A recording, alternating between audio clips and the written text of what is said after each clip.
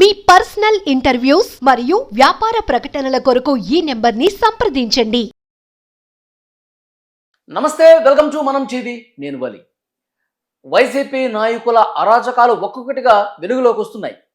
సంగారెడ్డి తెలంగాణకు సంబంధించినటువంటి వ్యక్తి పులివెందుల నియోజకవర్గం వెళ్ళాడు. అక్కడ వేంపల్లికి వెళ్ళాడు. ఎందుకంటే ఇతను ఒక బిజినెస్లో ఘోరంగా మోసపోయాడు. దానికి సంబంధించి అక్కడికి వెళితే ఇతన్ని ఘోరంగా బెదిరించడం, అవమానించడం, చంపేస్తామని చెప్పి వెంటపడ్డారు. ఏం జరిగింది అతని మాటలోనే తెలుసుకుందాం. బ్రదర్, ఏం పేరు మీ పేరు? నా పేరు సతీష్. ఓకే, ఏంటి సమస్య? నా విలేజ్ వచ్చేసి సంగారెడ్డి. ఇంకా అక్కడ దగ్గరలో ఒకటి వికారాబాద్ అని ఇంకో విలేజ్ ఉంటుంది. అక్కడ మణిరాజ్ అని చెప్పి ఒక అతను ఉంటాడు. మణిరాజ్. ఓకే. తను ఏంటంటే నాకు ఈ కేసు కాకముందు ఒక 2 months బ్యాకే జస్ట్ పరిచయం అనమాట. కస్టమర్. నేను రెంటల్ బిజినెస్ చేస్తాను కాబట్టి నాకు ఆయన కస్టమర్. ప్రాంప్ట్గా బండ్లు తీసుకెళ్తుండే, ప్రాంప్ట్గా మనీ ఇస్తుండే, అన్నీ ఓకే, వర్దిట్గానే ఉండే. అదే నమ్మకంతో ఏమైందంటే ఒక రోజు ఇలానే వచ్చి ఆయన అప్పటి నుంచే మాకు చెప్పేవాడు, ఏమని నాకు పెద్ద పరిచయాలు ఉన్నాయి, అక్కడ తెలుసు ఇక్కడ తెలుసు అని మాకు చెప్తుండే. అదే నమ్మి ఆ వ్యక్తి ఎవరైతే ముందు బిజినెస్ రన్ అవుతుంది కదా అని చెప్పి నేను కూడా నమ్మిన తర్వాత ఒక రోజు తను వచ్చేసి వేంపల్లి దగ్గర, అది కడప డిస్టిక్ పులివెందుల దగ్గర ఒకటి మెడికల్ కాలేజ్ ఉందన్న. మెడికల్ కాలేజ్ లో వెహికల్స్ కావాలి, అవి ఏంటంటే దేనికి యూజ్ చేస్తారని అడిగిన. ఎంప్లాయీస్ ని పికప్ అండ్ డ్రాప్ అని చెప్పిండు. ఓకే, ఏముంది అని చెప్పి, నాకు ఇక్కడ బిజినెస్ మంచిగా నడుస్తుంది కాబట్టి నేను ఇయ్యాలా వద్దా అనేది నాకు ఇంకా కన్ఫ్యూజన్ ఉంది. కొద్దిగా టైం కావాలని చెప్పి. ఇప్పుడు ఆంధ్రప్రదేశ్ కి పంపిస్తున్నారు మీ వెహికల్స్, అక్కడ మెడికల్ కాలేజ్ కు వాడుతూ ఉన్నారు. మన వెహికల్స్ అక్కడికి వెళ్తున్నాయి కాబట్టి ఓనర్ మీరు కాబట్టి కొంచెం డైరెక్ట్ డీలింగ్ అని చెప్పి మీరు అనుకోలేదు ఆ టైంలో? అనుకోలేదు సార్, ఎందుకంటే ఈయననే డీలర్ అని చెప్పాడు మాకు. ఓకే, మధ్యవర్తిగా నేను ఉంటా, నేను అన్ని చూసుకుంటా, ఏదైనా ప్రాబ్లం వచ్చినా నేనే కేర్ తీసుకుంటా, నా మీద నమ్మకంతోనే వెహికల్స్ ఇవ్వండి అని అడిగాడు. ఓహో, అది నమ్మినాం మేము. ఇచ్చినాం. ఒక 3 వెహికల్స్ ఆలోచించుకొని ఎట్లయినా ఇప్పుడు బిజినెస్, ఆ టైంలో బిజినెస్ కొద్దిగా డల్ ఉండే నాది. ఇక మంత్లీ ఎట్లయినా ప్యాకేజ్ వస్తాయి, ఈఎంఐస్ కట్టుకోవడానికి ఈజీగా ఉంటుంది, నాకు కూడా 4 రూపాయలు మిగులుతాయి. మిగతా ఎట్లయినా వెహికల్స్ ఉన్నాయి కాబట్టి వీటితో నేను నడపవచ్చు ఒక ధీమాతో 3 వెహికల్స్ ఇచ్చిన. నా మిగతా వెహికల్స్ నా దగ్గరనే ఉన్నాయి. తర్వాత మళ్ళీ సెకండ్ మంత్ వచ్చిండు. సెకండ్ మంత్ వచ్చి వెహికల్స్ మళ్ళీ అడిగితే మళ్ళీ ఇచ్చిన. థర్డ్ మంత్ వచ్చి ఇంకో వెహికల్ అడిగాడు, ఇచ్చిన. ఇచ్చిన తర్వాత ఎన్నిసార్లు అయితే నేను ఇచ్చిండో ఇందులో స్పెసిఫిక్ గా ఆయన నమ్మడానికి ఇంకో రీజన్ కూడా ఉంది. వాళ్ళ ఫ్యామిలీతో వస్తుండే. ఓకే, ఫ్యామిలీ అంటే ఎవరితో వస్తాడు? వాళ్ళ అమ్మ నాన్నని తీసుకొని వస్తుండే. ఓకే, ఇప్పుడు ఇంట్లో వాళ్ళ ఫ్యామిలీలో, ఇప్పుడు మా ఇంట్లో అయినా కానీ సపోర్టివ్ ఉంటేనే కదా నేను ఇంత దాకా వచ్చింది. నేను కూడా ఒక బిజినెస్ ఫ్యామిలీతో వస్తున్నాడు కాబట్టి కొంచెం నమ్మకం అనిపించింది, పర్ఫెక్ట్ ఉంటదని. ఇక తర్వాత ఏమైంది, 4th month లో రెంట్ నాకు రాలే. ఆ 3 నెలలు మంచి ఇచ్చిండు. 4th month మొత్తం ఎన్ని వెహికల్స్ ఇచ్చారు మీరు? టోటల్ 8 వెహికల్స్ ఇచ్చాం. 8 వెహికల్స్ ఇచ్చినాం. అయితే ఆ 8 వెహికల్స్ కరెక్ట్ టైంకి పేమెంట్లు వేస్తుండే, అన్ని నార్మల్ గానే యథావిధిగానే నడిచినాయి. 4th month నుంచి ఆయన మాకు రెస్పాన్స్ సరిగ్గా ఇయ్యకపోవడు, ఫోన్ స్విచ్ ఆఫ్ పెట్టుడు, ఇవన్నీ అయినాయి. ఇక నేను ఏం చేసిన అంటే ఇది ఇట్లా అయితే కాదు అని చెప్పి వాళ్ళ ఇంటికి వెళ్ళిన, ఫోన్ స్విచ్ ఆఫ్ వచ్చిందని. ఎట్లయినా అమ్మా నాన్న వచ్చిరు కదా, వాళ్ళ అమ్మా నాన్న నన్ను అడుగుదాం అన్న నమ్మకం. వికారాబాద్ లో వాళ్ళ ఇల్లు ఏంటి, వాళ్ళు మొత్తం తెలుసా నీకు అంతకుముందు? నాకు ఆధార్ కార్డు ఉంటుంది, నేను ఆధార్ కార్డు పెట్టుకునే ఇస్తా వెహికల్స్. ఆయన ఆధార్ కార్డు నా దగ్గర ఉంది, ఇప్పుడు కూడా ఉంది. ఆధార్ కార్డు ఒకటి సరిపోద్దా? ఆధార్ కార్డు, లైసెన్స్, ఆయనకు సంబంధించింది ఒక ఫోటోగ్రాఫర్, అవి ఇచ్చేటప్పుడు. అది స్టార్టింగ్ లో స్టార్టింగ్ లో నాకు కొత్తగా వచ్చిన ఎవరైనా కస్టమర్ ఉంటే వాళ్ళకి తీసుకుంటుండే. ఒకసారి నమ్మకం ఆయన మీద కలిగిందంటే ఆ తర్వాత కంటిన్యూ అయిపోతాం. ఎందుకంటే నాది బిజినెస్ కాబట్టి ప్రతిసారి నేను ఆయన దగ్గర నుంచి అన్ని తీసుకోలేను కదా. అదే నమ్మి ఇచ్చేసిన నేను.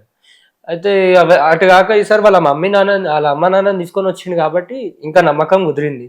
అందరినీ కలిసి చేసుకుంటుండు. నాకు కూడా 4 రూపాయలు మిగిలితే వానికి కూడా పేమెంట్ సరిగా రాలేదు, నీకు డౌట్ వచ్చింది. వికారాబాద్కి వెళ్ళిన. వికారాబాద్కి వెళ్తే అక్కడ నాకు ఎంక్వైరీ చేస్తే ఏంటంటే ఇట్లా మన్రాజ్ అనేటోడు ఇట్లా నా కారు తీసుకొచ్చిండు, మరి నా వెహికల్స్ ఏడున్నాయో ఆయనకే తెలియాలి, మరి నాకు వెహికల్స్ కనిపిస్తలేవు, పేమెంట్ కూడా వస్తలేదు, ఆన్సర్ కూడా లేదు, ఫోన్ స్విచ్ ఆఫ్ వస్తుందని 4గురిని అడిగితే సీదా వాళ్ళు ఒకటే మాట చెప్పారు, మీ కార్లే కాకుండా చాలా మంది కార్లు తను తీసుకెళ్ళిండు, ఏడికి పోయాడో తెలియదు, మేము అడిగేటక్కల ఆ లొకేషన్ లో వాళ్ళ ఇల్లు వాళ్ళ పేరెంట్స్ అందరు వెళ్ళిపోయారు, ఎవరు లేరు. కుటుంబంతో సహా ఎస్కేప్ అయ్యాడు, కుటుంబంతో సహా వెళ్ళిపోయిన తర్వాత వీళ్ళు చెప్పిన దానికి చూస్తే ఇది ఇష్యూ పెద్ద ఉంది కాబట్టి నేను ఎట్లయినా మోసపోయినా నాకు అర్థమయ్యి నేను స్టేషన్కి పోయినా, సంగారెడ్డి పోలీస్ స్టేషన్కి పోయి మా సంగారెడ్డి స్టేషన్లో నేను కంప్లైంట్ ఇచ్చిన, సార్ పలానా వ్యక్తిని ఇట్లా నేను నమ్మి వెహికల్స్ ఇచ్చిన, నన్ను చీట్ చేసి పారిపోయాను, జర ఇట్లా ఏం చేసి నాకు జర నా కార్లు ఇప్పియండి అని చెప్పి మేము అడిగినాం. అడిగిన తర్వాత ఎవరు అన్ని డీటెయిల్స్ ఇచ్చేసినాం, మీరు అంతా కేసు చెప్పి ఒక ఎఫ్ఐఆర్ ఏమంటారు స్టేట్మెంట్ రాసి ఇచ్చేసిన, అయిపోయింది మొత్తం. అయిపోయిన తర్వాత పోలీసు వాళ్ళు లెంకనికి కూడా రెడీ అయిపోయారు, అంత అయిపోయింది. ఈయన ఏమైంది సడన్లీ ఒకరోజు మాకు న్యూస్ వచ్చింది, ఇక్కడ జీడిమెట్ల అనే దగ్గర దొరికిండు. ఏ విషయంలో దొరికిండు, సేమ్ యాజ్ ఇట్ ఈస్ ఇంకొక ఆ ఏరియా నేను ఎట్లయితే మోసం చేశాడో అట్లాగే అక్కడ కేసు ఉందో ఆ కేసు దొరికిండు. ఓకే. అయితే ఆ పోలీస్ స్టేషన్ నుంచి మాకు కాల్ వచ్చింది, ఎందుకంటే కేసు నేను పెట్టిన కాబట్టి నాకు వచ్చింది కాల్ వస్తే మరి ఇట్లా మణిరాజ్ని పట్టుకున్నాం, మీ కూడా వెహికల్స్ ఉన్నాయని చెప్పి కంప్లైంట్ కనిపిస్తుంది, ఒకసారి వచ్చి ఏమన్నా మాట్లాడుకొని మన అడ్రస్లు కావాలి, కార్లో ఏమన్నా కావాలంటే వచ్చి మాట్లాడుకోండి అని చెప్పి అక్కడ ఎస్ఏ ఆ టైంలో మాకు కాల్ చేసిండు. ఓకే. మేము డైరెక్ట్ వెళ్ళకుండా మా ఎస్ఏ సార్ దగ్గరికి వెళ్ళి, సార్ ఇట్లా అయ్యింది, ఇట్లా ఫోన్ వచ్చిందంటే సరే నేను మాట్లాడతా, మీరు వెళ్ళండి జిడిమెట్లకి, నేను ఆ సార్కి చెప్తా, పలానా మనుషులు వస్తారు వాళ్ళు మాట్లాడతారు అని చెప్పి మాకు మా ఎస్ఏ సార్ సిఏ సార్ చాలా సపోర్ట్ చేసి, ఎందుకంటే నా అప్పటికే 12 months అయిపోయింది, నా బాధ చూడలేక సపోర్ట్ చేస్తా అని చెప్పిండు. చేసిన తర్వాత అడిగి పోయినాం, అడిగినాం, పొంతలేని ఆన్సర్ ఇచ్చిండు. అన్న నాకు ప్రాబ్లం వచ్చింది, అందుంచే కార్లు అన్న అడిగి ఇరికిపోయినాయి, నాకు 3 నెలలు టైం ఇయ్య అన్న, 3 నెలలు టైం ఇవ్వు, నేను ఏదో విధంగా నీ కార్లే తప్ప చెప్పేస్తా, అమౌంట్ కూడా ఇచ్చేస్తా అని చెప్పి మాట ఇచ్చాడు. మాట ఇచ్చినప్పుడు ఏంటంటే ప్రూఫ్ కావాల్సి వస్తుంది. రేపటి నాడు ఈ 13లో ఏమైనా డబ్బులు ఇవ్వాలి అది ఇది అన్నా అని రాపించుకోవాలి కాబట్టి తనతోని నేను చెక్స్ రాపించుకున్నాను. అంటే నా పేరు మీద రాయకుండా నేను మా ఫ్రెండ్ పేరు మీద రాపించాను, ఎందుకంటే ఇవన్నిటిని నాకు ఆల్రెడీ టెన్షన్స్తో ఉన్నా కాబట్టి నా పేరు మీద ఎందుకు, నాకు ఆల్రెడీ చెక్ బౌన్స్లు అయితేనే ఉన్నాయి, అన్నీ అవుతున్నాయి, మా ఫ్రెండ్ పేరు మీద రాపించేసిన. ఆయన నాకు 13 లక్షలు ఇస్తా, నేను ఒక 3 నెలలు టైం అన్న 13 lakhs నాకు ఇచ్చేసి నీ కార్లో నీకు ఇస్తా, నువ్వు రిలీజ్ అయిపోతావు అని ఈ మాట చెప్పిండు. ఓకే, నేను నమ్మిన. సరే 13 లక్షలు ఇవ్వకున్నా సరే అట్లీస్ట్ నా ఫైనాన్స్ క్లియర్ చేసినంత బడ్జెట్ ఇచ్చేసి మీది ఎంతో కొంత 1 లక్ష 2 లక్షలు ఇచ్చి పక్క జరిపో, నీ సొమ్మొద్దు నాకు, నీ సోపతి కూడా వద్దు నాకు అని చెప్పి నేను మాట్లాడిన తర్వాత సరే అన్న నువ్వు ఇచ్చిన తర్వాత ఛాన్స్ ఇచ్చినావు నాకు, ఎవరు ఇయ్యారు అట్లా అది అని నాకు కూడా కొద్దిగా మాట్లాడిండు. అయిపోయింది, ఇది అంతా అయిపోయిన తర్వాత ఆయనని జైలుకి తెల్లారి రిమాండ్ చేసారు. రిమాండ్ ఇవ్వగానే తన ఏంటంటే ఇక జైలున్న భరోసా వచ్చింది ఆయనకి. ఏం భరోసా వచ్చిందంటే ఐపీ పెట్టుకుండు. ఓకే, ఐపీకి అప్లై చేసిండు అని తెలిసింది. ఐపీ పెట్టుకున్నాడు అనగానే నాకు భయమైంది, ఎందుకంటే ఐపీ పెట్టుకున్న మనిషి దగ్గరికి మనం పోయి ఏం అడగలేము కూడా, ఎందుకంటే మన అంటే ఆయన కోర్టు దగ్గరికి పోతాడు. ఓకే, లేదంటే లోకల్ పోలీస్ స్టేషన్లో నా మీద ఒక ఎఫ్ఐఆర్, నా మీద అటాక్ చేసిండు అని చెప్పి ఒక ఎఫ్ఐఆర్ తో సింపుల్గా నన్ను ఇరికిచ్చేస్తాడు. కాబట్టి నేను ఫస్ట్ ముందస్తుగా ఏం చేసిన అంటే అదే మా సార్ని అడిగి, సార్ ఇట్లా వాళ్ళతో మీటప్ అరేంజ్ చేయండి, ఒకసారి నేను మాట్లాడాలనుకుంటున్నా, బతిమలాడుకుంటా ఒకసారి లాస్ట్ అండ్ ఫైనల్ అంటే చెల్లపల్లి జైల్లో ఆయన ఉండడం తెలిస్తే నన్ను అడిగి తీసుకెళ్ళారు. ఓకే, తీసుకుపోయి ఆయన ఆడ కాకుండా మా సంగారెడ్డి టౌన్ పిఎస్కి తీసుకొని వచ్చారు. నేను కూడా ఉండే వెహికల్లో, నేను కూడా పోయినా, అడిగిన దారి పొంట అది ఇంత మోసం చేస్తామని నేను ఎక్స్పెక్ట్ చేయలే. అయ్యింది అయిపోయింది, నాకు ఏం వద్దు ఆయన, ఇప్పటికి 6 నెలలు అవుతుంది, దండం పెడతాను కారణం నాకు ఇచ్చేసి, ఏదైనా మాట్లాడేది ఉంటే మేము మాట్లాడతాం అని ఆ టైంలో కూడా నేను మాట్లాడితే తన ఆన్సర్ ఏంటంటే సైలెంట్గా ఉండు, నేను ఏమన్నా ఉంటే లాయర్తో మాట్లాడుకో, ఈ మాటలు వినిపించినాయి. సరే ఇవి నాశనం అయిపోతావు నువ్వు అనుకొని నేను కూడా బాధ ఆడుకుంటా సపడా బయటకు వచ్చి, సెకండ్ నేను తీసుకున్న స్టెప్ ఏంటంటే నా కార్ల దగ్గరికి నేను వెళ్ళాలి. నేను పోతే నా కార్లు నాయి కాబట్టి నేను పోయి అడిగితే నా కార్లు నేను తీసుకోవడానికి యాక్చువల్గా అక్కడ వేంపల్లిలో మెడికల్ కాలేజీ దగ్గర అవసరం ఉందని చెప్పి నీ దగ్గర తీసుకుని అక్కడ ఇచ్చాడు. పులివెందులలో మెయిన్ కాలేజ్ పులివెందుల. నాకు అడ్రస్ ఇచ్చింది పులివెందులది. ఓకే, జీపీఎస్ అప్పటిదాకా నేను ట్రాక్ చేయలేను. ఎందుకు చేయలేను అంటే ఈ మనిషి ఆల్రెడీ జైల్లో ఉన్నాడు, అన్ని ఇన్ని ఉన్నాయి కాబట్టి వాంది ఏముందో మనకు తెలియదు కాబట్టి వాళ్ళు మాట్లాడుకొని ఏమన్నా సెటిల్మెంట్ చేసుకొని నా కార్లో నాకు ఇస్తారన్న నమ్మకం ఉండే నాకు. ఓకే, అప్పటిదాకా నేను ట్రాక్ చేయలేదు. ట్రాక్ చేసిన ఇమ్మీడియట్లీ ట్రాక్ చేస్తే నా వెహికల్స్ ఒక ఎంపీటీసీ వైఎస్ఆర్సీపీ ఇప్పుడు ప్రజెంట్ ఆమె ఎంపీటీసీ అదే విలేజ్ కి, ఓకే ఆమె ఇంటి దగ్గర బ్లూ కలర్ పోలో ఉండే, ఈ శంకర్ రెడ్డి దగ్గర ఇంకో పోలో ఉండే, ఈ ఒక ఆయన ఫర్టిలైజర్ షాప్ ఉంటది ఒకటి, ఆయన దగ్గర వర్ణ ఉండే. ఇట్లా అందరి దగ్గర వెహికల్స్ ఆర్డర్నే ఉన్నాయి. వాళ్ళందరూ వైసీపీ వాళ్ళనా? వాళ్ళందరూ అక్కడ. ఓకే, వాళ్ళకి ఇచ్చేసాడు ఈ మెడికల్ కాలేజ్ స్టాఫ్ ఇదంతా ఏం లేదు? ఏం లేదు, వాళ్ళకి ఇచ్చేసిండు. వైసీపీ వాళ్ళకి ఎట్లా అమ్మేశాడు? వాళ్ళకి అమ్మిండా తాకట్టు పెట్టిండా మనకు తెలియదు ఆ మూమెంట్ లో. వాళ్ళు చెప్పిందాక తెలియదు. వాళ్ళు చెప్పిన విషయం ఏంటంటే మాకు తాకట్టు పెట్టిరు, అమ్మలే తాకట్టు పెట్టిండు అంటే, సరే తాకట్టు పెట్టుకోరు, మరి ఏ ప్రూఫ్ తో పెట్టుకోరు మీరు తాకట్టు అని అడిగినా నేను. నువ్వు డైరెక్ట్ అక్కడ పులివెందులు వెళ్ళిపోయావు, వేంపల్లికి వెళ్ళిపోయావు. ఫస్ట్ ఇప్పుడు డైరెక్ట్ పోలీస్ స్టేషన్ పోకుండా నేను వాళ్ళ దగ్గరికి వెళ్ళాను. ఎందుకంటే మేము అడగాలి ఫస్ట్, అసలు ఏం జరిగిందో తెలియకుండా సీదా పోలీస్ స్టేషన్కి పోయినాం అనుకో, ఇంకోటి ఏదైనా పెద్ద పెంట ఏదైనా నెత్తి మీద పడుతుంది అని చెప్పి. ఎందుకంటే ఇక్కడ అబ్స్కాండ్ అయ్యి జైలుకు పోయేంత సీన్లా అంత పెద్ద కేసులా వాడు ఇరికిండు కాబట్టి నాకు కూడా వెళ్ళను ఒక దాంట్లో వీళ్ళు ఎట్లా ఇరికిస్తారని భయంతో ఫస్ట్ పోయి వాళ్ళ దగ్గర ఏం జరిగింది కనుక్కుంటే, వాళ్ళు అన్నారు తాకట్టు పెట్టుకున్నాం మేము, బండికి 2 లక్షలు ఇచ్చినాం, 3 లక్షలు ఒక 5 లక్షలు ఇచ్చిన అంటాడు, కూడా 8 లక్షలు ఇచ్చిన అంటే బండి అమ్ముతే రావు పైసలు అవి. ఓకే, నా బండ్లు అమ్ముతే రావు 8 లక్షలు. నా పోలో జస్ట్ నేను 3,80,000 కొన్నా. ఆ 3,80,000 కార్కి నేను 5 లక్షలు ఇచ్చినాను ఒకడు వచ్చిండు. ఓకే, ఏ తెలివితో ఇచ్చిర్రు? సరే ఇచ్చిర్రు, సరే మీరు వానికి మీకు ఏదైనా రిలేషన్ ఉండొచ్చు కాబట్టి మీరు ముందు పరిచయం ఉంటేనే కదా అన్ని లక్షలు మీరు ఇస్తారు. ఆ ఊర్లో అంత మంది కలిసి మీరు పైసలు ఇచ్చారంటే మీకు ముందే తెలుసువాడు, అంటే మీరు కలిసి చేస్తారు కాబట్టి ఇగో మీరు 8 లక్షలు ఇచ్చినా ఏమి ఇచ్చినా నాకు సంబంధం లేదు. ఓనర్ని నేను, నా పేరు మీద వెహికల్ ఉంది, నా ప్రమేయం లేదు, నా అడ్రస్ లేదు, నా ఆధార్ కార్డు లేదు మీ దగ్గర, అట్లీస్ట్ ఫోన్ నెంబర్ ఉందా అంటే ఫోన్ నెంబర్ కూడా ఇప్పుడు బండ్లు వాళ్ళు వాడుకుంటున్నా నీ పేరు మీద ఉన్నాయి, ఇంకా నా పేరు మీద ఉన్నాయి వెహికల్స్. అవి అన్ని ప్రూఫ్స్ నా దగ్గర ఉన్నాయి. మరి నాకు ఒక్క ఫోన్ అన్నా చేసి పలానా మనిషి వచ్చిండు వెహికల్ ఇట్లా గిరి పెడతా అంటుండు, మీరు ఓనర్ అంట కదా, మీకు ఓకేనా అని చెప్పి నాకు ఏమైనా కాల్ చేసి అడిగిరా? మీరు అడగలేరు. మీరు వెహికల్స్ కి తాకట్టు పెట్టుకురు, డబ్బులు ఇచ్చేసారు, కళ్ళు మూసుకొని పైసలు ఇచ్చేస్తారు, అన్ని ఇచ్చేస్తారు. మేమేమో పిచ్చోళ్ళం, కార్లు కొన్నోళ్ళం, మేము నీకు ఎట్లా కనిపిస్తున్నాము, నా కారు నాకు ఇయ్య అని చెప్పి నేను అడిగిన. ఓకే, డైరెక్ట్ ఎంపీటీసీ వాళ్ళని అడిగిన డైరెక్ట్, నా కారు నాకు ఇయ్యండి, కేసు నడుస్తుంది ఏమన్నా ఉంటే వాళ్ళకు కూడా సజెషన్ ఇచ్చినాం మేము ఆ టైంలో. మీకేమన్నా సమస్య మణిరాజుతో ఉంటే, మీరు నిజాయితీగా ఉంటే, ఇప్పుడు నాది నిజాయితీగా ఉన్నా నేను ఏం చేయలేను, నేను దొంగతనం కూడా చేయలేను, ఏం చేయలేను. నేను 4 దగ్గర అప్పు తెచ్చుకొని కార్లు చేసుకొని ఏదో బిజినెస్ చేసుకొని ఎదుగుదామని వచ్చినాను. అప్పుడప్పుడే లైఫ్ స్టార్ట్ అవుతుంది నాది. మీరు వచ్చి ఇలా పెట్టుకుంటే నా లైఫ్ ఏం కావాలి, నా ఇంట్లో ఏం కావాలని నేను అడిగిన.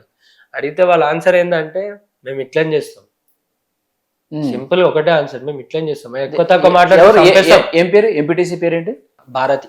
ఇప్పుడు ఎంపీటీసీ, అప్పుడు మెంబర్ అంతే, అంటే ఆ పార్టీకి సంబంధించిన ఆమె. ఇప్పుడు ఎంపీటీసీ ఆ ఊరికి. అయితే ఆమె ఏమన్నది వల్గర్ గా మాట్లాడింది. ఇలా కట్టేసేయండి, ఎంతమంది వచ్చారు అంతమంది, మా ఎంబడి ఫ్రెండ్స్ ఉన్నారు కదా వాళ్ళని కూడా కట్టేసేయండి, పోలీసు వాళ్ళు వస్తే పోలీసు వాళ్ళని కట్టేసి అందరినీ కట్టేసేయండి, వాడు వచ్చిన తర్వాత మాట్లాడుకుందాం, అప్పటిదాకా ఎవరిని ఒకటి ఇవ్వద్దు నుంచి అని చెప్పి మాట్లాడారు. ఓకే, మాట్లాడితే నేను అన్న పద్ధతి కాదు ఇది, మీకు ఒకటి అర్థమవుతుందో లేదో, మీరు చేసింది వానికి ఇచ్చిరా వీనికి ఇచ్చిరా వానికి మీరు ఏం రాసుకోరో నాకు తెలియదు, వాడు కాదు దొంగ, మీ దగ్గర దొరికినాయి అంటే మీరు దొంగలవుతారు, నా కార్లు మిస్ అయినాయి అని చెప్పి నేను కంప్లైంట్ ఇచ్చినాడు. మీకు ఒకటి అర్థమవుతుందా, పలానోడు మమ్మల్ని చీట్ చేసి కార్లు ఎత్తుకపోయింది అని చెప్పినాం. ఆ దొంగ సొమ్ము కొన్నోళ్ళని ఏమంటారు, దొంగలే అంటారు. కాబట్టి మీరు దొంగతనం కేసులో ఇరకాల్సి వస్తుంది, ఆలోచించుకొని మాట్లాడండి అంటే, మమ్మల్ని ఎవరు ఆపేటోళ్ళు లేరు, మేము ఎవరు మనుషులం తెలుసా? ఎవరు మనుషులు అంట? వైఎస్ఆర్సీపీలా అవినాష్ మనుషులం మేము, ఎంపీ అవినాష్ మనుషులం మేము, మా దగ్గరకు వస్తావాను, మమ్మల్ని అడిగితే దమ్ముందా నీకు? ఈ ఊరు ఎట్లా దాటితో చూస్తాను నేను, ఇప్పుడే ఈయన చంపేసా, ఒక్క రూప్ కూడా దొరకదు నేను చంపితే, మాకు ఏరియా ఇది చంపేస్తా ఉన్నారు అక్కడే, ఒక్క ప్రూఫ్ కూడా దొరకకూడదు చంపేస్తాను మేము. ఏమనుకుంటున్నావు నువ్వు నా దగ్గరకు వచ్చి అడగానికి? నువ్వు నాకు ఇచ్చినావా అని మాట్లాడుతారు, నువ్వు నాకు అడిగి డబ్బులు ఇచ్చినావా అని నేను, నాకు అడగని నువ్వు డబ్బులు ఇచ్చినావు, నాకు చెప్పినావు ఆ పైసలు ఇస్తున్నా అని, నాకు ఏమన్నా ఫోన్ చేసి పర్మిషన్ తీసుకున్నా? నేను తాకట్టు పెట్టుకొని ఇంత పెద్ద బిజినెస్ స్టార్ట్ చేసినా, తాకట్టు పెట్టాలని అనుకుంటే నేనే పెట్టుకుంటా, నాకు లీగల్గా ఫైనాన్స్ దొరుకుతాయి, నీ దగ్గర ఇట్లా డబల్గా నేను ఆడడానికి రాదు, నాకు బిజినెస్ ఉంది, ఏదో ఒకటి అసలు ఫైనాన్స్ వాళ్ళు బాధ్యత గల ప్రజాప్రతినిధుల స్థానంలో ఉన్నారు కదా వాళ్ళు. ఎవడన్నా ఒక బండి తీసుకొచ్చి తాకట్టు పెడుతుంటే ఇది వాడు కొట్టుకొచ్చాడా లేకపోతే ఎక్కడి నుంచి తీసుకొచ్చాడు మినిమం చిన్న ఒక ఎగ్జాంపుల్ చెప్తా అన్న. ఒక చిన్న బైక్ తీసుకెళ్ళి 40,000 వస్తుంది వితౌట్ ఆర్సీ. బండి తీసుకపోయేవారు ఏదైనా అమ్మనికే ట్రై చేసినా అని అది వాందా కాదా అని చెక్ చేసుకున్న తర్వాతనే కొంటారు ఎవరైనా. కొంటారు లేదంటే తాకట్టు పెట్టుకున్నా అని వాళ్ళ ఇంట్లోతో మాట్లాడి పెట్టుకుంటారు. అసలు నీకు అసలు ఏమే సంబంధం లేదు, ఆ వెహికల్ కి వానికి సంబంధం లేదు, అసలు ఏమే లేవు. అట్లాంటి బండి నువ్వు ఎట్లా పెట్టుకున్నావు అని నేను అడిగితే మీరు నీ ఆన్సర్ ఏంది, ఇట్లా చేస్తాం మా బిజినెస్ ఇదే అంటే మీరు అందరు దొంగలా? మీరు అధికారంలో ఉన్నారు కాబట్టి మీరు ఏది చేసినా నడుస్తుందేమో. మీరు ఆంధ్ర నేను మీ ఇంటికాడికి వచ్చిన అది ఏ సంవత్సరం మీరు ఇంటికి వెళ్ళి కార్లు అడిగింది ఏ సంవత్సరం? 2022లో 2022లో 22 ఏప్రిల్ కి తర్వాత ఒక మంత్ లో వెళ్ళినాం. ఓకే, అప్పుడు వాళ్ళు అధికారంలో ఉన్నారు. తర్వాత వాళ్ళు ఏమంటారు అంటే ఇక మేము వీళ్ళందరూ ఒక మళ్ళీ అదే కంప్లైంట్ తీసుకొని నేను పోలీస్ స్టేషన్కి పోయినా. ఈడ ఉన్నాయి నా వెహికల్స్ నేనే తీసుకొచ్చి పెడతా, నాకు అప్పయ్యపడిన వెహికల్స్ దొంగతనం అయిందని చెప్పి కేసు రూట్ వేసిన. ఏమన్నా ఉంటే సంగారెడ్డి పోలీస్ స్టేషన్ కన్నా రండి, సంగారెడ్డి కోర్టులో వాడిని ప్రతి వారం ప్రొడ్యూస్ చేస్తారు కాబట్టి ఆడికన్నా రండి, మీదేమన్నా ఉంటే వాళ్ళతో మాట్లాడుకొని నా కార్లు మాత్రం నాకు అప్పయ్యపండి. ఎఫ్ఐఆర్ అయ్యింది, మీకు ఏం కావాలో చెప్పండి ఇంకా అని చెప్పి మేము మాట్లాడితే ఓకే మీరు మీకు కార్లో ఐడెంటిఫై అవుతుంది కదా అని అన్నారు. అప్పటిదాకా వీళ్ళ దగ్గర ఉన్నట్టు ఆ పోలీసు వాళ్ళకి తెలియనట్టుంది. ఓకే, అప్పటిదాకా తెలియనట్టుంది. నేనేం చేసినా సరే, నేను అప్పటికే ఎఫ్ఐఆర్ ఉంది కాబట్టి నా ఎంబడి నేను రిక్వెస్ట్ చేసుకున్నా మా సార్ని, శ్రీధర్ రెడ్డి సార్ ఉండే ఆ టైంలో. సార్కి అడిగి బతిమలాడుకొని, సార్ నాకు ఇట్లా ప్రాబ్లం ఉంది కదా, ఇప్పుడు అక్కడ పోవాలంటే నాకు నేను ఒక్కరిని పోలేను, ఫ్రెండ్స్ని కూడా తీసుకోలేను, ఎవరిని తీసుకోలేను, కాబట్టి నా ఎంబడి ఎవరైనా పంపించండి సార్ అని రిక్వెస్ట్ లెటర్ రాసుకొని అందరినీ మాట్లాడి ఎస్పీ సార్తో పర్మిషన్ వాళ్ళతో అందరితో ఏముందో మాట్లాడుకొని ఒక ముగ్గురు పోలీసులను తీసుకొని పోయినా. ఒక ఏఎస్ఐ, 2 కానిస్టేబుల్స్ ఉండే తీసుకొని వెళ్ళిన. వెహికల్స్ వాళ్ళ దగ్గర నుంచి కూడా ఆ పోలీస్ స్టేషన్ కి సంబంధించిన ఒక 2 కానిస్టేబుల్ అని ఇచ్చారు నాకు ఆ టైంలో. ఆ కానిస్టేబుల్స్ మా దగ్గర ఉన్న ముగ్గురు, మేము ఫ్రెండ్స్ అందరం కలిసి ఒక టీమ్ లెక్క ఓ 15 మెంబర్స్ ఉండే మొత్తం. ఓకే, వెహికల్స్ తలా ఒక చోటుకి పోయినాం, జీపీఎస్ ఉన్నాయి, బండి డేట్ ఉన్నాయి, ఇక బండి నాదే అని చెప్పి గుంజుకొని వచ్చినాం. స్టేషన్ లో అప్పచెప్పినాం. అప్పచెప్పి సార్ ఇక వెహికల్స్ అయితే ఇచ్చేసినాం కదా, మరి మాకెట్లా హ్యాండ్ ఓవర్ చేస్తారని అడిగినాం. లీగల్ గా పోయినాం కాబట్టి. ఓకే, ఇప్పుడు వెహికల్స్ ఎక్కడెక్కడ ఉన్నాయో అన్ని తీసుకొచ్చి స్టేషన్ లో పెట్టినాం. అక్కడ పులివెందుల స్టేషన్ లో పెట్టారు, వేంపల్లి పోలీస్ స్టేషన్ లో పెట్టేసినాం. పెట్టిన తర్వాత ఏమైంది, వాళ్ళు ఇచ్చారా ఈజీగా? గొడవలు అయినాయి, చాలా గొడవలు అయినాయి. కార్లు ఇచ్చే దగ్గర మాకు చాలా అంటే చాలా ఇన్సిడెంట్లు అయినాయి. ఒక్కొక్క దగ్గర పట్టుకొని కుట్టనికేనే వచ్చిర్రు. ఒక అతను ముసలాయన ఉండే, ఆయన కార్ ఇంటి పక్కకి ఉంది, వాళ్ళ భార్య వచ్చి ఓ అంగమా చేసేసారు. అప్పుడు మొత్తము లొల్లి స్టార్ట్ అయిపోయింది. అప్పటికే మేము కార్లు తీసుకొస్తున్నా కొద్ది గొడవలు పెరుగుతున్నాయి. వాళ్ళు ఏదో కొనుక్కున్నారా, తాకట్టు పెట్టారా? తాకట్టు పెట్టుకున్నారంట. అందరూ అందరు అదే చెప్తారు. వీళ్ళందరికి తాకట్టు పెట్టిన వాళ్ళు ఎవరంటే, అంటే ఈ మణిరాజ్ త్రూలో కారు తెప్పించుకొని వీళ్ళందరి దగ్గర నుంచి డబ్బులు తీసుకొని మణిరాజ్కి ఇచ్చింది ఎవరంటే ప్రసాద్ రెడ్డి, శంకర్ రెడ్డి. ఓకే, వీళ్ళు అవినాష్ మనుషులు. వీళ్ళు ఏంటంటే ఇక ఆయన పెద్ద మనిషి ఉన్నాడు కాబట్టి వీళ్ళని నడుస్తాయి అనుకొని వాళ్ళు తీసుకురా. అసలు ఏందో తెలియదు మన కాడ, ఇప్పుడు కూడా తెలియదు. పెట్టుకురు, డబ్బులు ఇచ్చినాం మేము, నా కారు ఇది అని చెప్పి ఆయన వచ్చి లొల్లి చేసి ఇవన్నీ అయినాయి. తీసుకొచ్చి ఆయన అన్నిట్లో పిఎస్ లో పెట్టేసిన తర్వాత వాళ్ళు వచ్చి స్టార్ట్ అయింది. ఎవరైతే కార్లు పెట్టుకున్నారో, మేము కార్లు పెట్టిన తర్వాత ఒక గంట ఆగిన తర్వాత అందరు వచ్చారు ఆ కార్లకు, మేము ఓనర్లం అని చెప్పి. అందరు వస్తే మేము అన్నాము, సార్ ఎఫ్ఐఆర్ అయితే ఇచ్చేసినాం, మా వెహికల్స్ మాకు ఇచ్చేసాను, మేము వెళ్ళిపోతాం, మాకు ఈ కొట్లాటొద్దు, పంచాయత్ వద్దు, ఎవరితో వద్దు, కావాలంటే మన హెల్ప్ కావాలంటే మన్రాజ్ దగ్గరికి వచ్చినప్పుడు మాకు కాల్ చేయండి, మేము కూడా హెల్ప్ చేస్తామని చెప్పి. ఓకే, ఎందుకంటే మాకు కూడా నష్టం ఉంది కాబట్టి. ఇద్దరం కలిసి ఒకరితో కొట్లాడి ఒకటి మోసం చేసి మన ఇద్దరిని కలిపి మన దగ్గరకు మనం మాట్లాడదామని నేను మాట్లాడితే ఆయన ఏమంటాడు అంటే ఒక 5 నిమిషాలు అని చెప్పి నన్ను, నా ఎంబడి వచ్చిన హెడ్ కానిస్టేబుల్ అని, ఏఎస్ఐ సార్ని అందరినీ బయట నిలబెట్టి, చాలాసేపు బయట నిలబెట్టి, ఇక మెల్లగా ఎంట్రీ ఎవరు ఇచ్చారంటే జెడ్పీటీసీ మెంబర్ ఇచ్చాడు. ఓకే, రవికుమార్ ఆయన ఏజ్డ్ పర్సన్. ఇక ఊరికి పెద్ద అని పిలిచి వాళ్ళు పిలుచుకురు కాబట్టి వాళ్ళకి కూడా అన్యాయం జరిగింది కాబట్టి సపోర్టివ్ గా తీసుకొచ్చినట్టు. సరే మాట్లాడదాం, దానిదేముంది, మనదేం తప్పులేదు, వాళ్ళ దగ్గర మోసపోయారు, నేను కూడా మోసపోయినా, నాకు ఏదైతే లాభం దొరికింది రేపు పొద్దున వాళ్ళకు కూడా దొరికేటప్పుడు నేను కూడా హెల్ప్ చేస్తాను అన్న ధీమాతోనే ఉన్నా అప్పటిదాకా. ఆయన లోపలికి వచ్చి 1 గంట 2 గంటలు మేము బయటనే వెయిట్ చేసినాం. అయిన తర్వాత ఒకటేసారి మమ్మల్ని పిలిచారు, మేము లోపలికి పోయినాం. మరి ఇది కథ ఏం చేద్దాం సార్ అని నేను కూడా అడిగినా, మా ఫ్రెండ్స్ కూడా అడిగారు, నా ఎంబడి వచ్చిన పోలీసులు కూడా అడిగారు. అంటే రవికుమార్ అన్నట్టు ఆయన ఏం మాట్లాడిండంటే ప్రతి వెహికల్ ఎన్ని వెహికల్స్ 8 వెహికల్స్ ఉన్నాయి. 8 వెహికల్స్లల్లా ఒక్కొక్క వెహికల్కి 1,80,000 రిటర్న్ కట్టిమన్నాడు. అంటే వాళ్ళు మాకు ఇస్తాను ఒప్పుకుంటలేరు, మేమే వాళ్ళకి ఇవ్వాలంట. ఒక్కొక్క వెహికల్ కి 1,80,000 బండి తీసుకెళ్ళాలి అడికెళ్ళి అని డిమాండ్ చేసారు.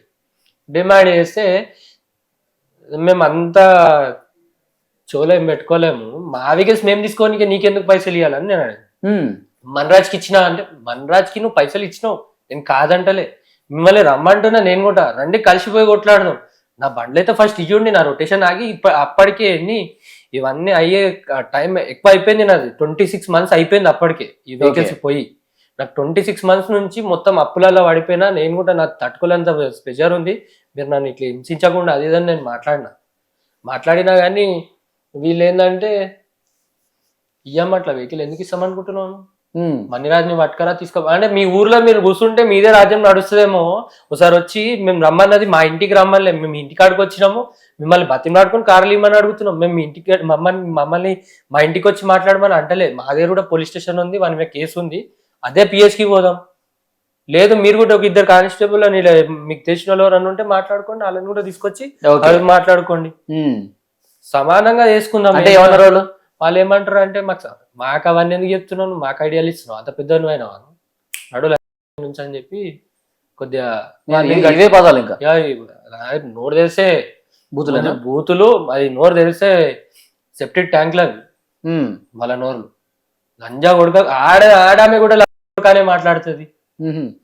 నాకు ఒకటి అర్థం కాదు, వాళ్ళు తీసుకున్న సొమ్ము నాది, అడగనికే పోతే నన్ను కొట్టనికే తిట్టనికేనే ట్రై చేస్తున్నారు. ఆ స్టేషన్ లో ఉన్న పోలీసులు ఏం చెప్తున్నారు, వాళ్ళు అక్కడనే వాళ్ళకి భయపడి సపోర్ట్ ఇస్తురా, లేకుంటే మన పైసలు తీసుకురా మనకు తెలియదు కాదు, అది మన ఊరు కాదు కాబట్టి.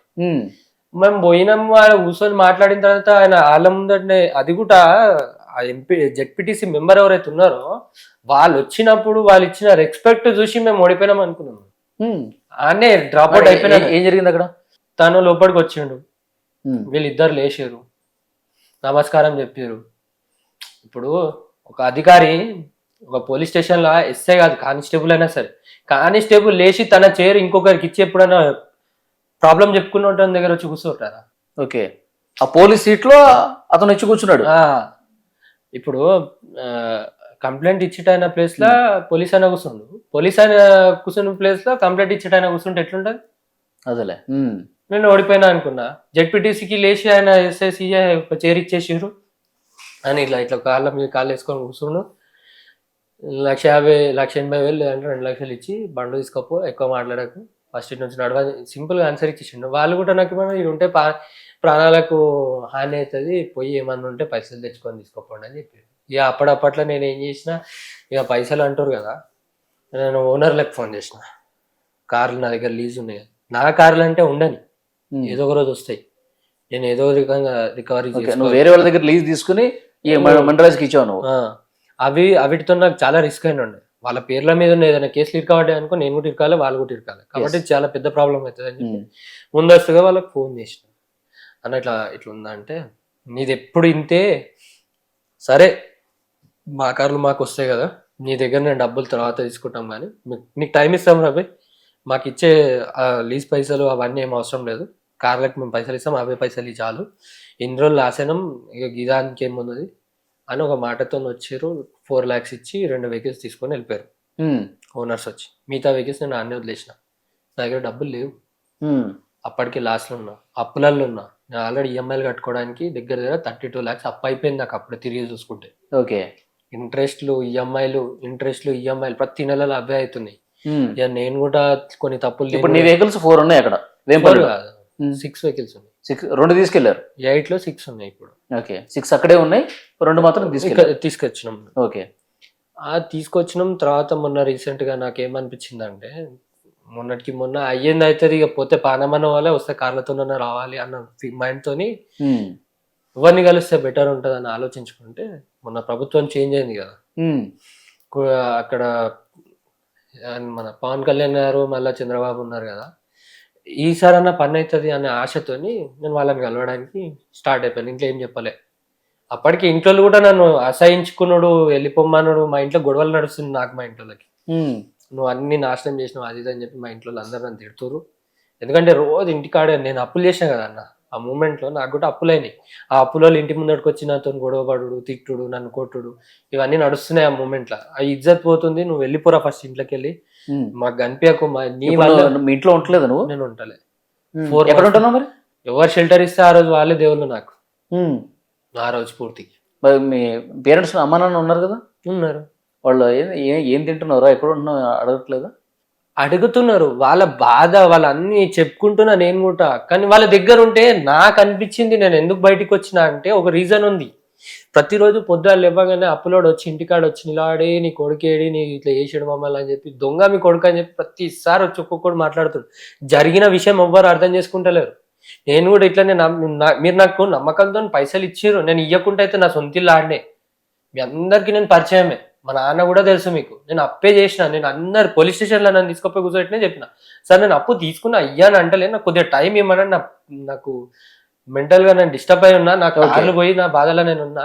వీళ్ళని టైం అడుగుతున్నది, నా కేసు గురించి కొట్లాడదాం అనుకుంటున్నా, నాకు టైం ఇవ్వండి అంటే వీళ్ళు ఇస్తలేరు సార్ అనుకుంటా. సార్తో మాట్లాడితే వాళ్ళు మాట్లాడాలి, కాంప్రమైజ్ అవుతున్నాం, అంత అవుతున్నాం. కానీ ఇదిగా రోజు వచ్చి టార్చర్ పెట్టుడు ఇవన్నీ అవుతున్నాయి అని చెప్పి డాడీ ఒకరోజు మమ్మీ షుగర్ అటాక్ అయి పడిపోయింది ఈ విషయంలో.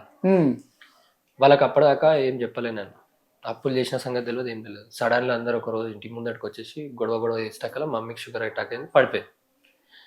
ఇంత పెద్ద పని చేసి ఈరోజు నా మా అమ్మ నాన్నకి అంత రిస్క్లో పెట్టి, మా అన్నయ్య ఎంఆర్ఎఫ్ ఎంప్లాయ్, రేపు పొద్దున ఏదన్నా న్యూసెన్స్ పెద్దగా అయ్యి ఈ అప్పులు చేసుకొని వాళ్ళ తమ్ముడు అప్పులు చేసి ఇట్లా అది చేసిండు ఇది చేసిండు అని మాట్లాడితే మా అన్నకు కూడా రిస్క్.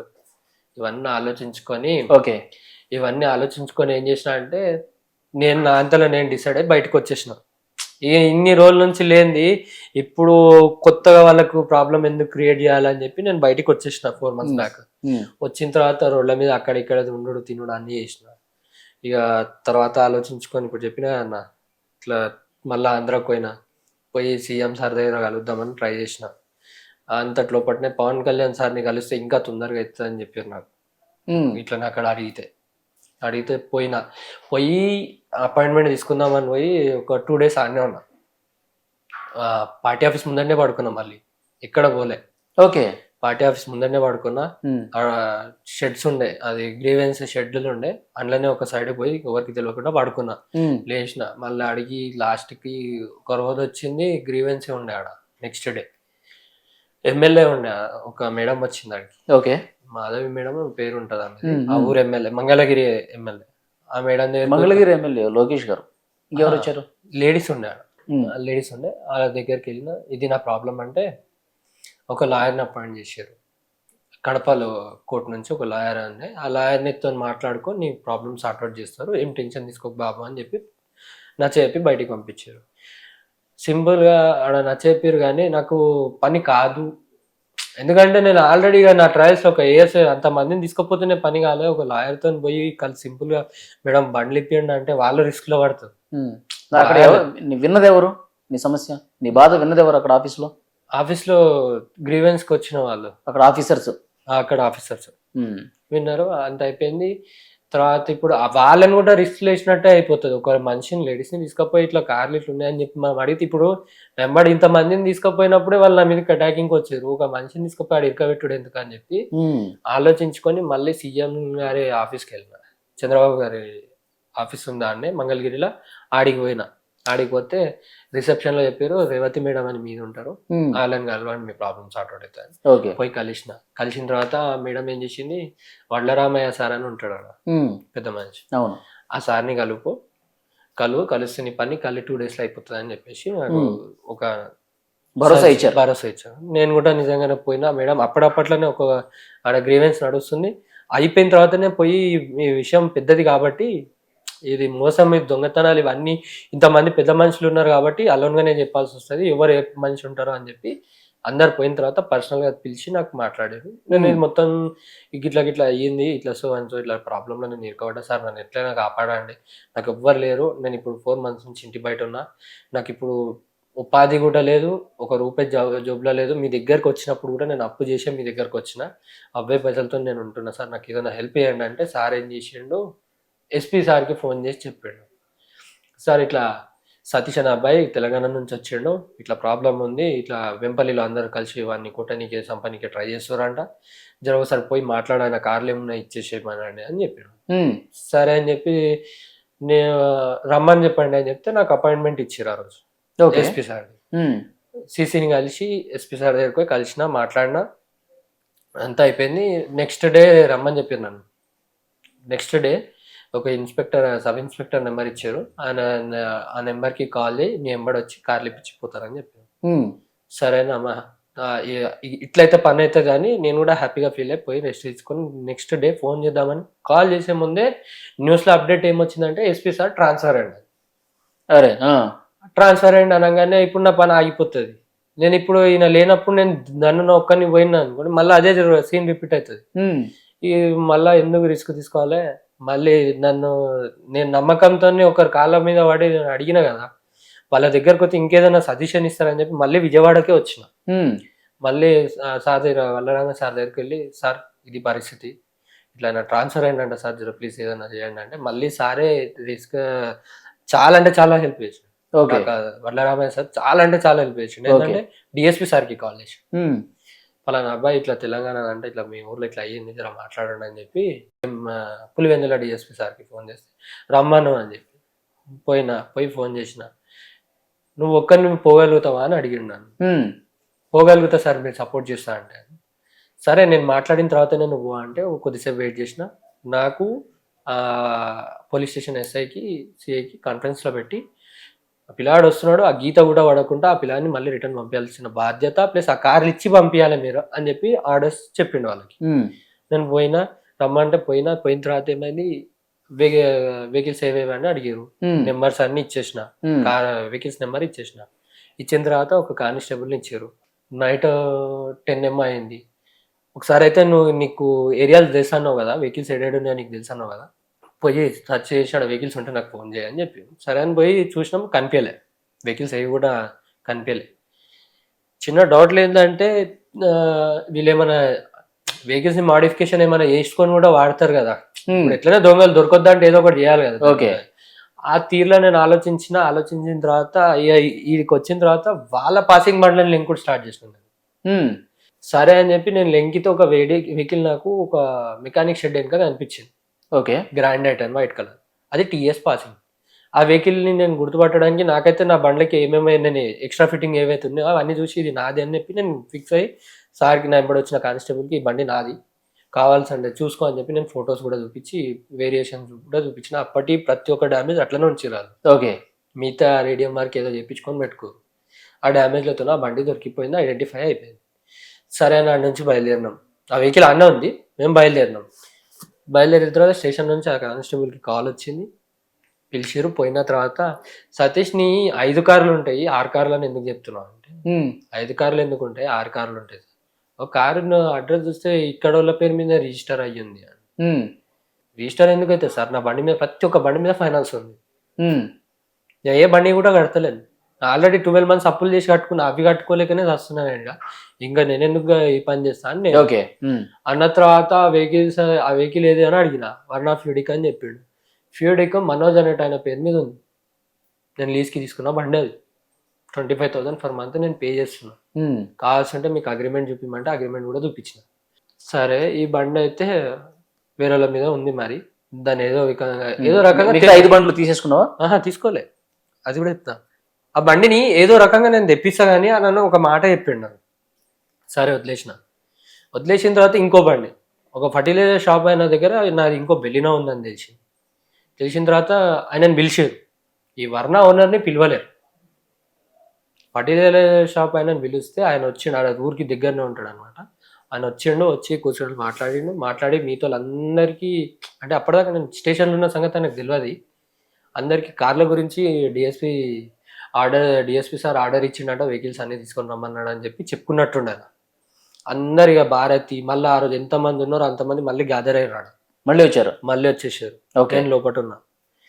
సార్ పిలిచి వాళ్ళతో మాట్లాడి వాళ్ళ వెహికల్స్ ఇచ్చేమని ఏం మాట్లాడుకోరు మనకు తెలియదు, మనం చూడలేము.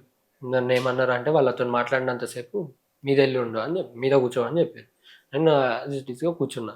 వీళ్ళ మాటలు పెరిగినాయి, వీళ్ళ మాటల్లో జర బయటికి నాకు వినిపిస్తున్నాయి. ఇక నేను కూడా ఎంట్రీ కావాల్సిందే, ఎందుకంటే నేను లేనిది మళ్ళీ ఆ రోజు చేసినట్టు ఏదైనా మతలబ్ చేయగలరా అని చెప్పి నేను కిందికి వచ్చింది భారతి అనే ఆమె నన్ను చూసింది.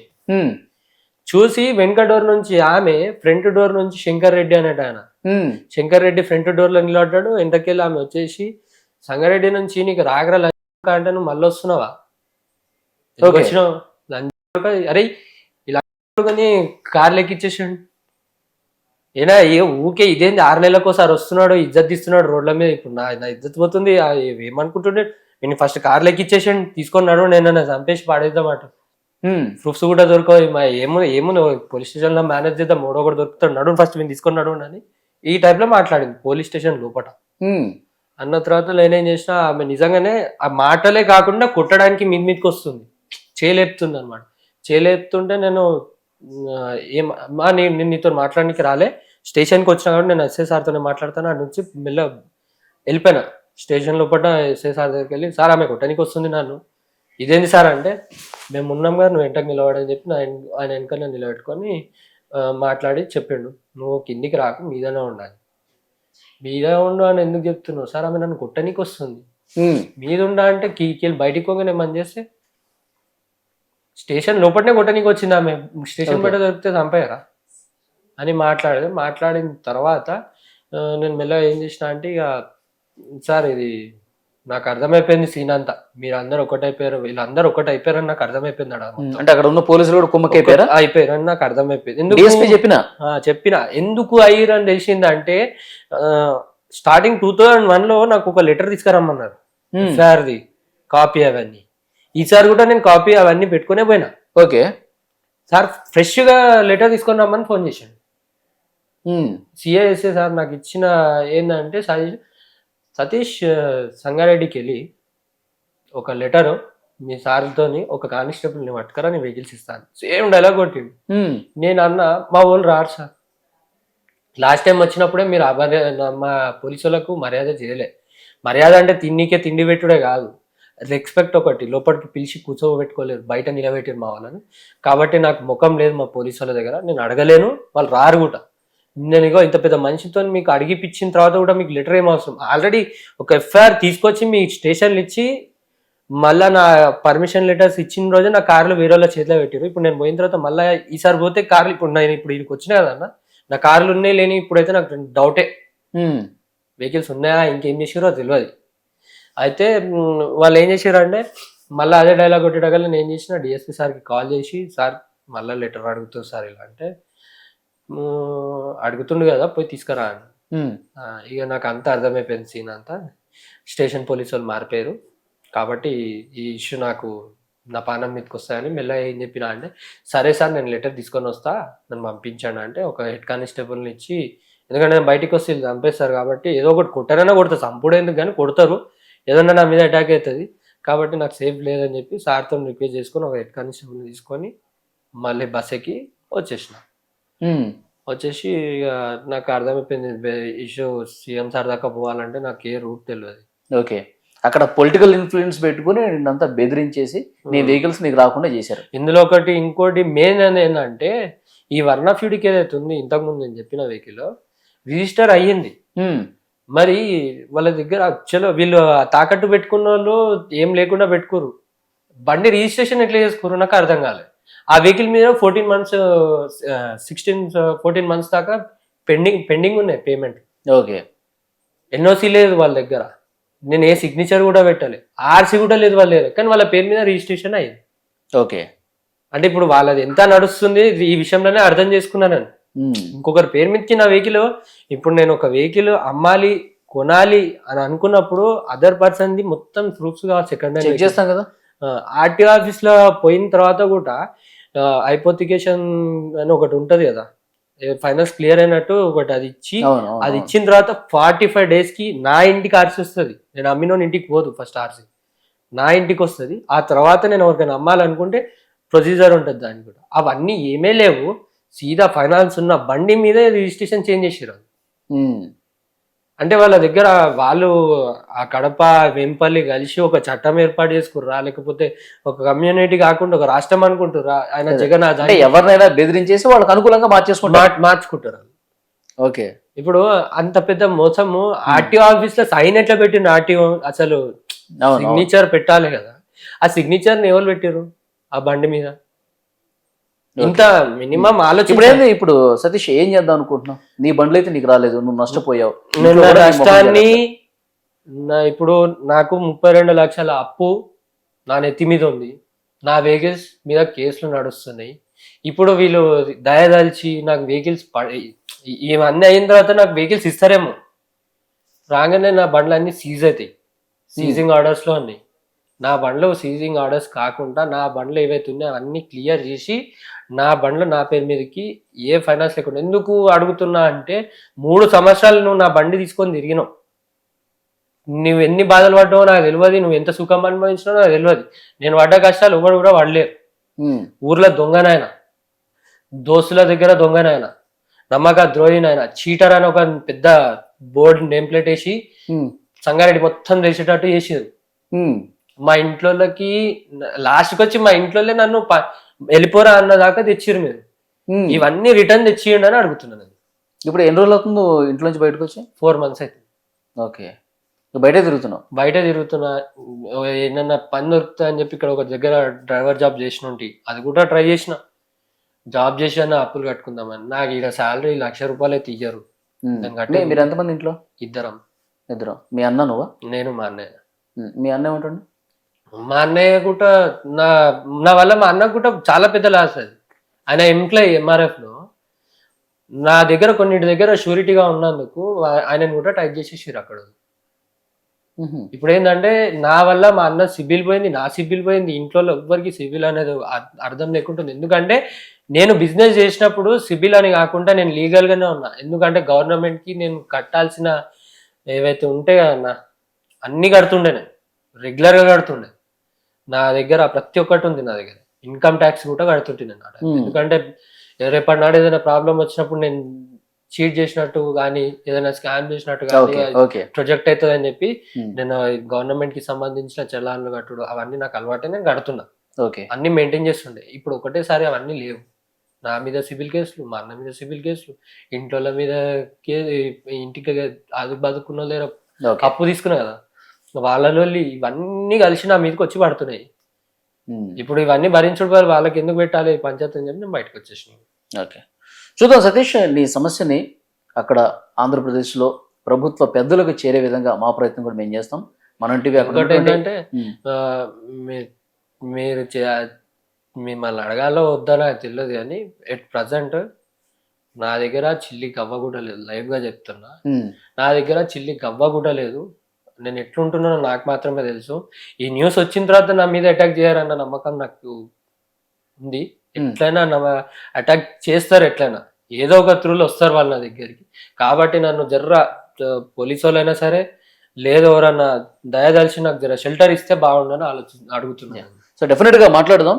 సో అక్కడ నీ సమస్యని మరింత షార్ప్గా వాళ్ళకి చేరే విధంగా, నీ సమస్య పరిష్కారం అయ్యే విధంగా మన టీవీ కూడా నీ వెంట ఉంటుంది. డోంట్ వరీ, తప్పకుండా ప్రయత్నం చేద్దాం. ఓకేనా?